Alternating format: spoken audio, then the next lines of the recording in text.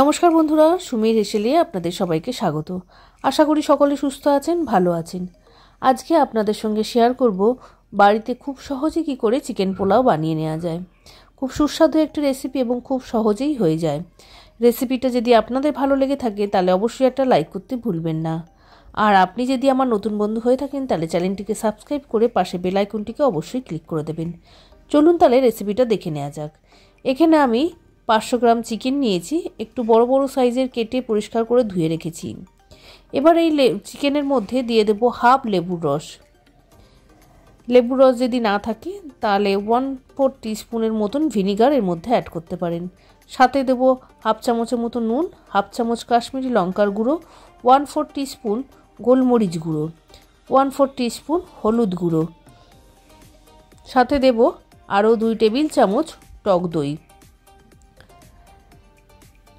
দিয়ে দেবো কুচানো ধনে পাতা, সঙ্গে দেব 3টে কাঁচা লঙ্কা। ঝালটা আপনারা আপনাদের স্বাদ অনুযায়ী দেবেন।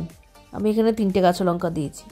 দিয়ে সমস্ত কিছুকে ভালো করে হাতের সাহায্যে মেখে নেব, যাতে চিকেনের গায়ে মশলাগুলো খুব ভালোভাবে মাখা লেগে যায়। ভালো করে চিকেনটাকে ম্যারিনেট করতে রেখে দেবো এইভাবে মেখে নিয়ে। এদিকে আমি নেব 2 কাপ দেরাদুন চাল। চালটাকে ভালো করে পরিষ্কার করে ধুয়ে বেশ কিছুক্ষণ ভিজিয়ে রাখবো। চালটা যতক্ষণ না পরিষ্কার জল বেরোচ্ছে ততক্ষণ পর্যন্ত ধুয়ে নেব, তবে খুব কষলে ধোবেন না, কারণ চাল ভেঙে যাবে। চালটাকে ভিজিয়ে রেখেছি এবং চিকেনটাকেও এদিকে ম্যারিনেট হতে রেখে দিয়েছি। কড়াইতে বেশ খানিকটা তেল দিয়ে 1.5খানা পেঁয়াজকে জিরি করে কেটে বেরেস্তা বানিয়ে নিয়েছি। হালকা গোল্ডেন ব্রাউন যখন কালার হয়ে এসছে পেঁয়াজটাকে ছেঁকে তুলে নেব। এর চেয়ে বেশিক্ষণ রাখলে পেঁয়াজটা পুড়ে যাবে এবং খেতে তেতো লাগবে তখন পোলাওটা। বেরেস্তাটা বানিয়ে তুলে রেখে দিয়েছি আলাদা করে। এবার যে অবশিষ্ট তেলটা আছে ওই তেলের মধ্যেই দিয়ে দেবো 2টো তেজপাতা, 2টো ছোটো এলাচ, 2টো লবঙ্গ, অল্প দারচিনি, গোলমরিচ, সামান্য সাজিরে আর মরিচ, সব কিছু দিয়ে ভালো করে ফোড়নের ভাজা গন্ধ বেরোলে 1.5খানা কেটে রাখা পেঁয়াজ দিয়ে ভালো করে ভেজে নেব। টোটাল 3টে পেঁয়াজ নিয়েছি, 1.5খানাতে বেরেস্তা বানিয়েছি, 1.5খানা হচ্ছে কড়াইতে দিয়ে কষিয়ে নিচ্ছি। সাথে দিয়েছি 2 চামচের মতন আদা রসুন বাটা। পেঁয়াজ আর আদা রসুনকে খুব ভালোভাবে ভেজে নেব। পেঁয়াজ আদা রসুনের কাঁচা গন্ধটা যখন ভালোভাবে চলে যাবে, একটু হালকা কালার চলে আসবে, তখন এর মধ্যে ম্যারিনেট করে রাখা চিকেনটার মধ্যে দিয়ে দেব। চিকেনটা দিয়ে খুব ভালোভাবে কষাতে থাকবো। 5 থেকে 7 মিনিট ধরে কষাতে থাকবো। আর চিকেনটা যত বেশিভাবে ম্যারিনেট করে রাখবেন তত কিন্তু খেতে ভালো লাগবে। সময় কম থাকলে 20 মিনিটের মতন ম্যারিনেট করে রাখলেও চলবে। খুব ভালোভাবে চিকেনটাকে কষিয়ে নিয়ে যখন চিকেনের থেকে হালকা হালকা তেল ছেড়ে আসবে, দিয়ে দেব 1 চামচের মতন ধনে গুঁড়ো আর হাফ চামচ গরম মশলা গুঁড়ো দিয়ে ভালো করে কষিয়ে নেব। এখানে কিন্তু আলাদা করে আর জিরে গুঁড়ো আমি ব্যবহার করিনি। দিয়ে ভালো করে কষিয়ে নিয়ে কষানোটা খুব ভালোভাবে যখন হয়ে আসবে দেব নুন। প্রথমে আমি নুন দিয়েছিলাম, তাই এই সময় নুনটা একটু বুঝে নিয়ে দিতে হবে। আপনারা আপনাদের স্বাদ অনুযায়ী নুনটা ব্যবহার করবেন। ভালো করে মশলা কষানো হয়ে গেলে যখন তেল ছেড়ে আসবে তখন ভিজিয়ে রাখা চালটাকে ছাঁকনিতে ভালো করে জল ঝাড়িয়ে নিয়ে এর মধ্যে অ্যাড করে দেবো। চালটাকে দিয়ে ভালো করে মাংসের সঙ্গে কষিয়ে নেব। হালকা হাতে কষাতে হবে, নাহলে কিন্তু চাল এই অবস্থায় নরম আছে, ভেঙে যাওয়ার সম্ভাবনা। খুব যত্ন সহকারে হালকাভাবে চালটাকে মাংসের সঙ্গে ভালো করে কষিয়ে নেব।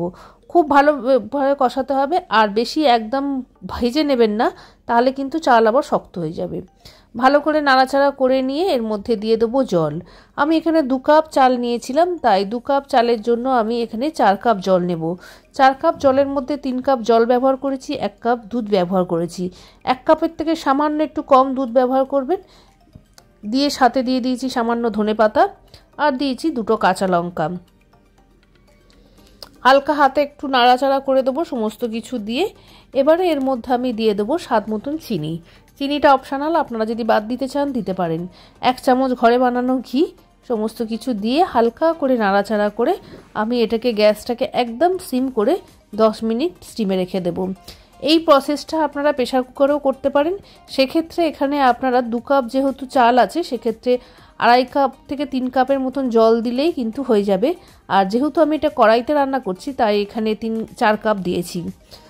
ভালোভাবে যখন চালটা সিদ্ধ হয়ে যাবে দেখবেন একটু আঠালো আঠালো ভাব থাকবে। সেই অবস্থায় পেঁয়াজের বেরেস্তাটা যে বানিয়ে রেখেছিলাম সেটা দিয়ে আরও 7-8 মিনিটের মতন ঢাকা দিয়ে রেখে দেব। চালটা বেশ ঝরঝরে হয়ে যাবে এবং মাংস তো প্রথমেই সেদ্ধ হয়ে গেছে। দেখুন কি সুন্দর পোলাও তৈরি হয়ে গেছে, একদম ঝরঝরে, মাংসও সিদ্ধ হয়েছে, চালটাও একদম ঝরঝরে সুন্দর হয়ে গেছে। আমার এই রেসিপি যদি আপনাদের ভালো লেগে থাকে তাহলে অবশ্যই একটা কিন্তু লাইক করতে ভুলবেন না। এইভাবে খুব সহজেই বাড়িতে চিকেন পোলাও বানিয়ে নেওয়া যায় এবং বাড়ির সকলেই ভীষণভাবে পছন্দ করবে। যেদিনকে রান্না করতে মন চাইবে না, খুব সহজেই এই চিকেন পোলাও বাড়িতে বানিয়ে নিতে পারবেন। 1 পট মিল হিসাবে ভীষণ ভালো একটা রেসিপি। এর সঙ্গে একটু সামান্য রায়তা হলেই আর কিছুর প্রয়োজন পড়ে না। রেসিপিটা আশা করি আপনাদের সকলের ভালো লেগেছে। ভালো লাগলে একটা লাইক করতে ভুলবেন না, কমেন্টসের মাধ্যমে জানাবেন। আর আপনি যদি আমার নতুন বন্ধু হয়ে থাকেন তাহলে চ্যানেলটিকে সাবস্ক্রাইব করে পাশের বেল আইকনটিকে অবশ্যই ক্লিক করে দেবেন এই ধরনের নিত্য নতুন রান্নার রেসিপি পেতে। নমস্কার।